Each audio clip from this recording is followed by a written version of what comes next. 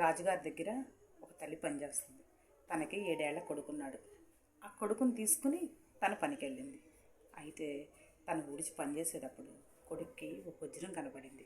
అమ్మా, ఇదేదో దొరికింది అని ఆ పిల్లవాడు తల్లికిస్తాడు. ఆ తల్లి, అమ్మో ఇది వజ్రం అని చెప్తే నా కొడుకు చెప్పేస్తాడేమో అని అనుకుని ఆ వజ్రాన్ని కిటికీలో నుంచి బయటపడేసింది. తర్వాత తీసుకున్నాను కదా. సరే, పని అయిపోయి వెళ్ళాక ఆ వజ్రం తీసుకుని ఒక వజ్రాల అమ్మే అతని దగ్గరికి, బంగారు పట్టం దగ్గరికి వెళ్ళి ఇదిగోండి, ఇది తీసుకుని నాకు డబ్బులు ఇవ్వండి, ఇది వజ్రం కదా అంటాడు.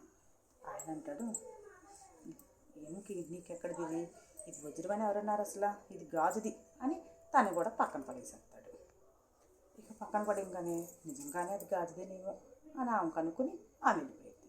తర్వాత ఈ బంగారు కొట్టు అతను గబగబా తీసుకుని దాన్ని మళ్ళీ వెళ్ళి వజ్రాల వ్యాపారికి చూపిస్తే ఆయన అనుకుంటాడు, ఇది చాలా ఖరీదైంది, ఎలా అయినా సొంతం చేసుకోవాలి అని అనుకుని దాన్ని అంటాడు, ఇదేవరు వజ్రం అంది, ఇది గాజుది అని ఆయన ఇసిపడేస్తాడు.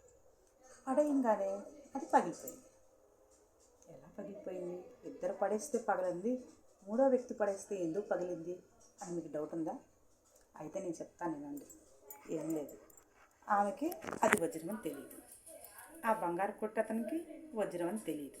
కానీ ఈ వజ్రాల వ్యాపారికి వజ్రం అని తెలిసి కూడా పడేశాడు.